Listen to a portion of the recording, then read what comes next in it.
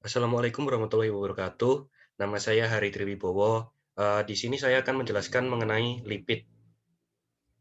Untuk lipid atau asam lemak itu memiliki komposisi C, H, dan O yang merupakan komposisi umum dan komposisi N-P yang merupakan komposisi tidak umum.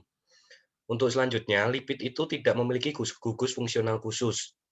Lipid juga merupakan ester dari asam karboksilat rantai panjang dengan alkohol atau gliserol.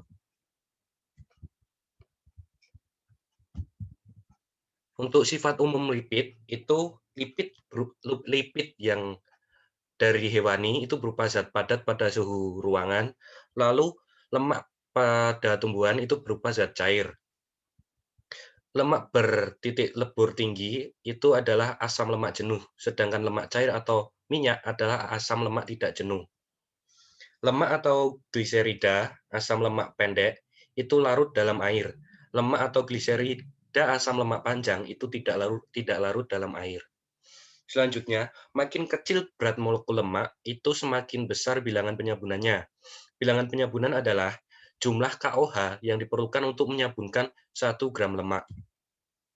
Untuk sifat fisikal lipid, itu yang pertama tidak larut dalam air, tapi larut dalam satu atau lebih pelarut organik. Selanjutnya, itu punya kemungkinan digunakan oleh makhluk hidup. Lipid juga diperoleh dari hewan atau tumbuhan dengan cara ekstraksi menggunakan alkohol panas, eter, atau pelarut lemak lainnya. Asam lemak jenuh, makin panjang rantai C, makin tinggi pula titik leburnya.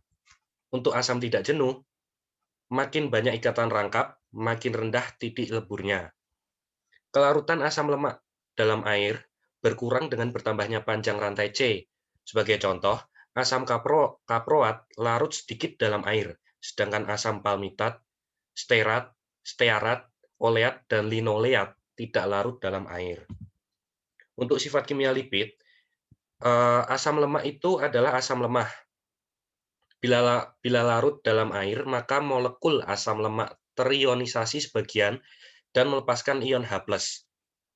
Asam lemak tidak jenuh mudah bereaksi pada ikatan rangkap atau biasa disebut reaksi hidrogenasi, yaitu pemecahan ikatan rangkap menjadi ikatan tunggal. Pembagian lipid itu dibagi menjadi beberapa klasifikasi. Klasifikasi pertama itu sederhana dan campuran. Lipid sederhana adalah lipid lemak yang hanya memiliki satu jenis. Lalu lipid campuran itu asam lemak yang memiliki banyak jenis atau tidak sejenis. Untuk klasifikasi selanjutnya itu ada asam lemak jenuh dan tidak jenuh. Asam lemak jenuh adalah asam yang memiliki satu atau lebih rangkap ikatan. Jika memiliki lebih dari ikatan ganda dua, itu disebut polyunsaturated. Sebagai contoh, asam cuka atau asam etanoat itu memiliki satu ikatan rangkap dan memiliki dua unsur karbon.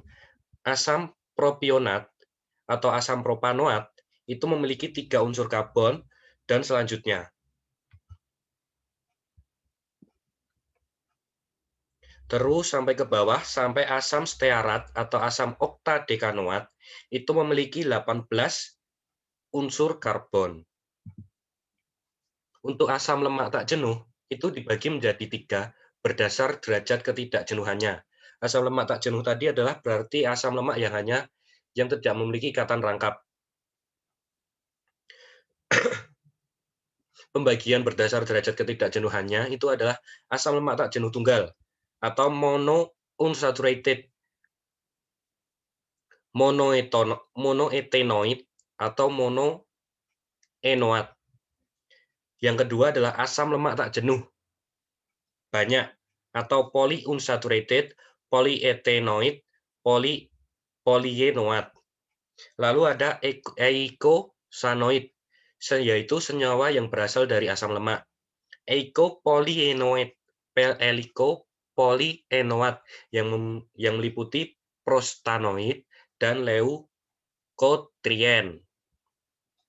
Prostanoid terdiri dari prostaglandin atau Pg, siklin atau PGI, dan trombohan atau TX.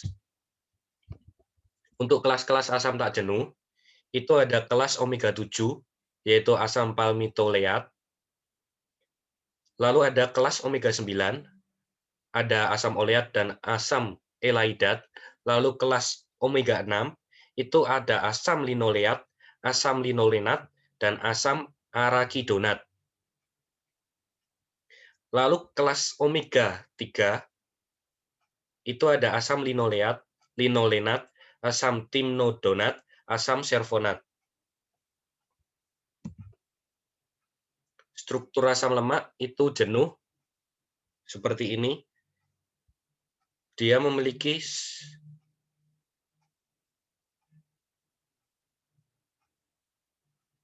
dia tidak memiliki ikatan rangkap.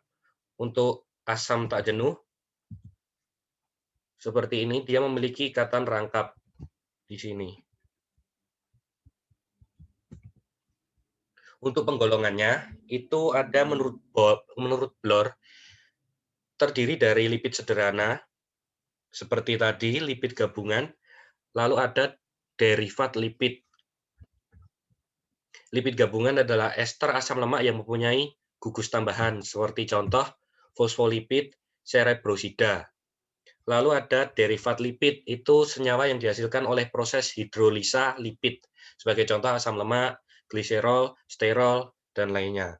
Menurut sifat kimianya, itu dibagi menjadi dua golongan, lipid yang dapat disabunkan atau dapat dihidrolisis dengan basa, contohnya lemak, lalu lipid yang tidak dapat disabunkan, contohnya steroid.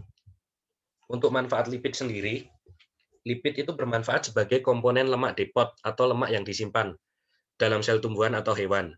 Contohnya jaringan adiposa vertebrata. Fungsi selanjutnya lagi, manfaat selanjutnya adalah pelindung organ-organ dalam. Lalu ada sebagai cadangan energi.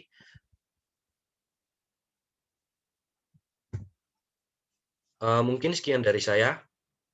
Apabila ada salah-salah kata, saya ucapkan mohon maaf dan terima kasih.